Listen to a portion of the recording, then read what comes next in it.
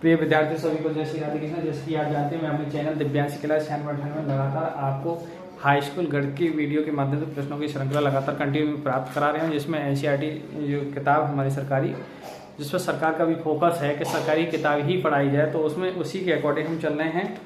और प्रश्न नंबर हमने 12.2 में प्रश्नावली में 6 सवाल कवर कर लिए हैं। आज की जो वीडियो है उसमें 7 में 8 में जो प्रश्न रह गया उसको कवर करेंगे, और 13वें चैप्टर में जो सूत्र लगेंगे माध्यिका, बहुलक और समांतर माध्यिका, वो आपको आज की जानकारी से अवगत कराएंगे। तो आइए चलते हैं, 2 प्रश्न जो रह गए हैं 12.2 में उनको कवर करते हैं। तो प्रश्न नंबर 7 है, तो एक ठोस में ऊंचाई 120 सेमी और त्रिज्या 60 सेमी वाला एक शंकु सम्मिलित है, जो 60 सेमी त्रिज्या वाले एक अर्धगोले पर आरोपित है, और इस ठोस को पानी से भरे हुए एक लंबवृत्तीय बेलन में इस प्रकार सीधा डाला जाता है कि बेलन की तली को स्पर्श करिए। यदि बेलन की त्रिज्या 60 सेमी, ऊंचाई 180 सेमी है, तो बेलन में शेष बचे पानी का आयतन ज्ञात करना है। ये क्वेश्चन मैं आपको पहले चित्र के माध्यम से बताऊं। ये क्वेश्चन इस तरीका से है साथियों, इस तरीका से अर्धगोला वो शंकु है, और शंकु जो है वो अर्धगोले पर आरोपित है। ये अच्छा, इसकी जो ऊंचाई है वो 120 सेमी है, और इसकी त्रिज्या जो है वो 60 सेमी है। अब ये एक अन्य बेलन में पानी भरा है और उसमें सीधा डाला जाता है इस तरीका से।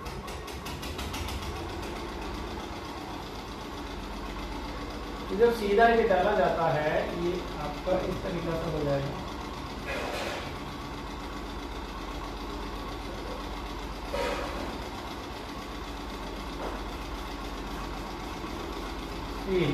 जब पानी डाला जाता है इसमें सीधा, तो इसके बाद ये क्या होता है, ये पानी मतलब इसमें से जो डाल के सीधा डाल के एक बार निकाल लिया जाता है। तो शेष इसमें जो बेलन है, बेलन में शेष का हमें क्या करना, और इसकी जो ऊंचाई है वो 180 सेमी है, लेकिन त्रिज्या 60 सेमी है।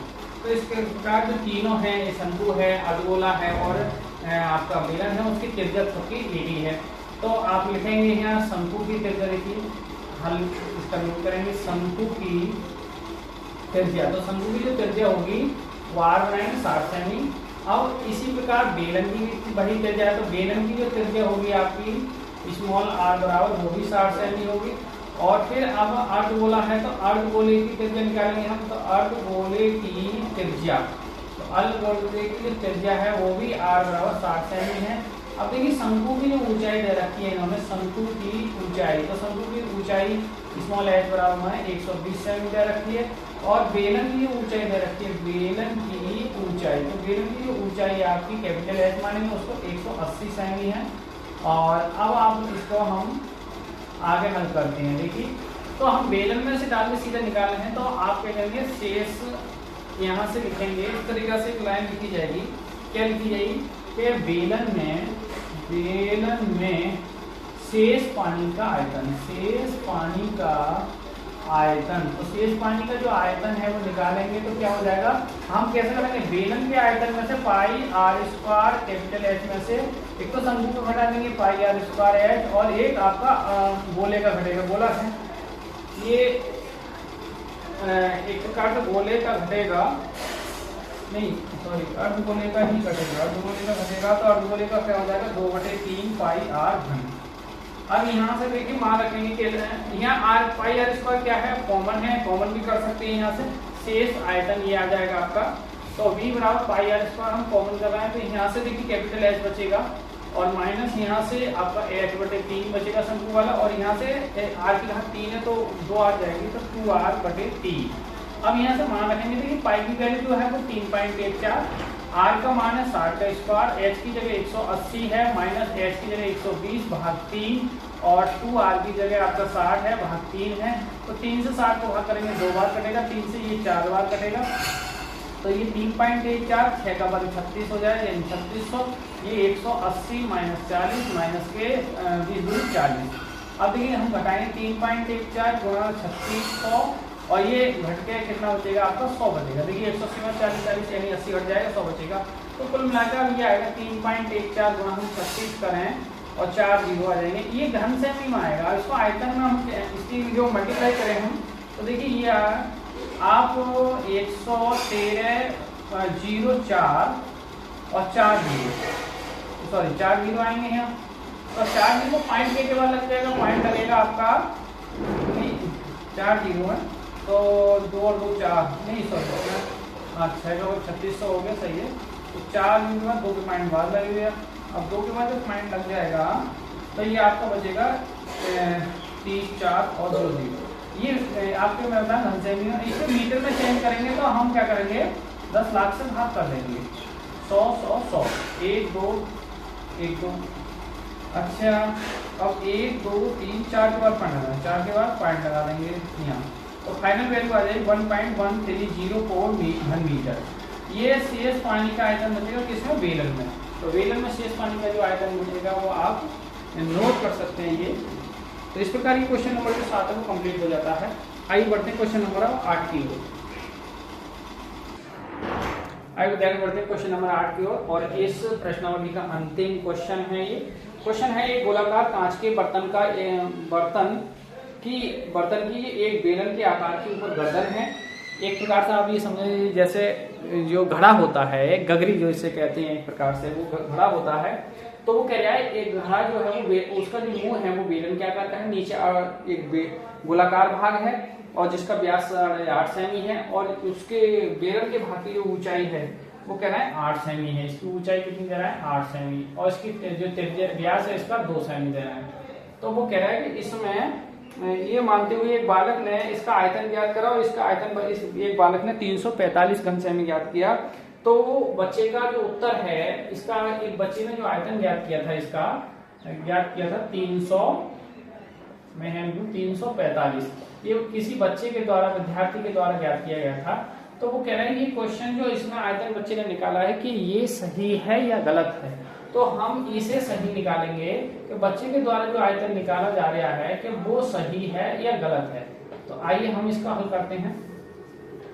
देखिए बेलन की, आप देखेंगे बेलन की ऊंचाई, बेलनाकार भाग की जो ऊंचाई है वो कितनी है 8 सेमी, और बेलन की त्रिज्या, तो बेलन की जो त्रिज्या निकालेंगे हम, त्रिज्या जो हमारी होती है वो व्यास की क्या होती है, तो व्यास 2 है, 2 से 2 को भाग करेंगे तो 1 सेमी आ जाएगी। अच्छा अब हम लेंगे गोलाकार भाग की त्रिज्या। तो गोलाकार भाग की त्रिज्या होगी, बड़ी आर मान लेना है, वो 8.5 भाग 2। देखिए पॉइंट हटाएंगे तो 0 बढ़ेगा। अब इसको हम 85 को लिख सकते हैं 17 गुणा 5, 17 पंजे 85 होते हैं, और 4 गुणा 5 लिख सकते हैं, 4 पंजे 20 होते हैं, 5 से 5 कैंसिल हो गए। तो बड़ी आर का मान जो आएगा वो 17/4 सेंटीमीटर आ जाएगा। अब हम लिखेंगे इसमें पानी का आयतन। तो देखिए इस ठोस का आयतन या इसमें पानी का आयतन। अब आयतन जब निकालेंगे तो सीधे ऊपर बेलन है, बेलन का हो जाएगा πr²h, और नीचे गोला है तो गोला का 4/3 πr घन, और r बड़े है घन में ये। तो यहाँ से देखिए पाई की जगह हम पाई कॉमन नहीं कर सकते हैं, r की जगह 1 का स्क्वायर, ऊंचाई की जगह 8 है। अच्छा 4/3 यहाँ से पाई जा चुकी है, r का मान लिखेंगे हम 17/4 और 17/4। अब यहाँ से देखिए एक 4 से 4 कैंसिल हो जाएंगे, यहाँ पाई और ये 8 आ जाएंगे प्लस, अब ये 17 का घन 3 बार गुणा करेंगे, उन्हें 13 आएगा, और 4 की 12 है, और 12 48। अब देखिए हम पाई 8 प्लस इसका भाग करेंगे तो 102.35 आएगा लगभग। अब इसे हम जोड़ देंगे तो ये आएगा, पाई का मान 3.14 होता है, और इसे जोड़ेंगे हम तो 110.35।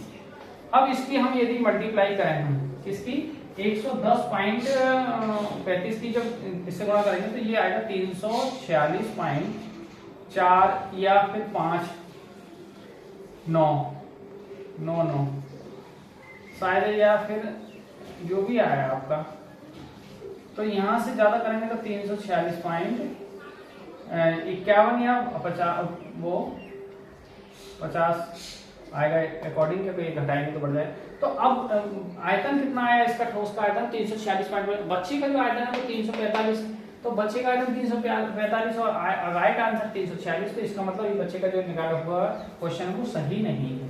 तो बच्चे का उत्तर सही नहीं है। तो इस प्रकार आज की वीडियो प्रश्नावली 12.2 कवर हो गई है, और 13वें चैप्टर से संबंधित कुछ जानकारी है वो मैं आपको और शेयर कर दे रहे हूँ। फिर हम 13वें चैप्टर में नेक्स्ट वीडियो में कल की बारे में पहुंचेंगे।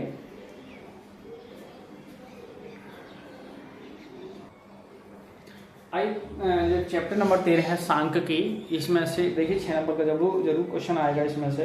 तो 3 चीज़ें हैं इसमें, समांतर माध्य, बहुलक और माध्यिका, तीनों के हम सूत्र आपको कंटेस्ट करा दे रहे हैं। देखिए सांख्यिकी स्टैटिक 13वां चैप्टर शुरू हो गया है हमारा।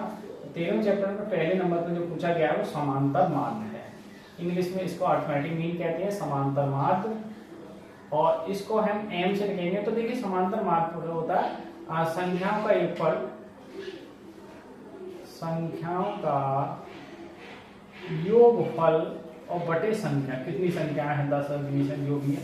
लेकिन फिलहाल में आपकी किताब के अकॉर्डिंग है वो m बराबर सिग्मा fx ओवर n, ठीक है। या इसको सिग्मा का मतलब जोड़ है, fx बटे सिग्मा f भी कह लेते हैं। तो यहाँ से सिग्मा f क्या है, आवृत्ति है, x जो है वो पदों की संख्या है, इनकी मल्टीप्लाई करके ये लगेगा आपके यहाँ। दूसरा जो है आपके यहाँ वो माध्यिका है, माध्यिका को इंग्लिश में मीडियन कहते हैं। तो माध्यिका यहाँ आपके जैसे माध्यिका कई तरीका से है, सम विषम के अकॉर्डिंग भी निकलती है, लेकिन जो आपके सिलेबस के अकॉर्डिंग है, हाई स्कूल के अकॉर्डिंग, इस समय वर्तमान में एनसीईआरटी के अकॉर्डिंग वो आपकी माध्यिका है, माध्यिका बराबर आपका L प्लस n बटे 2 माइनस CF संजय बारंबारता और बटे F। तो यहाँ से n क्या है, आपकी बारंबारता का जोड़ होगा, CF संचयी बारंबारता है, F बारंबारता है, L जो है वो उस वर्ग की जिसमें माध्यिका है उसके निम्न वर्ग की सीमा है। अच्छा तीसरा है जो है वो आपके यहाँ बहुलक है, जिसमें मॉड कहते हैं बहुलक। और बहुलक का जो सूत्र है, बहुलक बराबर L plus F1 minus F0 और बटे 2F1 minus F0 minus F1 और गुणा, सॉरी यहाँ H रह गया, और इंटू H, ठीक है। तो ये आपके यहाँ 3 सूत्र। अच्छा एक फॉर्मूला और है आपके यहाँ, बहुलक बराबर जो होता है 3 माध्यिका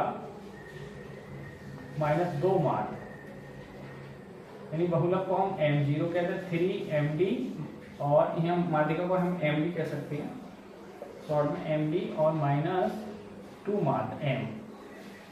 तो ये बहुत पूछता है क्वेश्चन, ये जरूर आएगा विकल्प में ये क्वेश्चन। तो ये आपके जो सूत्र हैं 13वें चैप्टर के, ये आप नोट कर लें, कल इनके सब सवाल होंगे। तो आज की वीडियो को यहीं विराम करते हैं। सभी को जय श्री राधे कृष्ण, जय हिंद, जय भारत।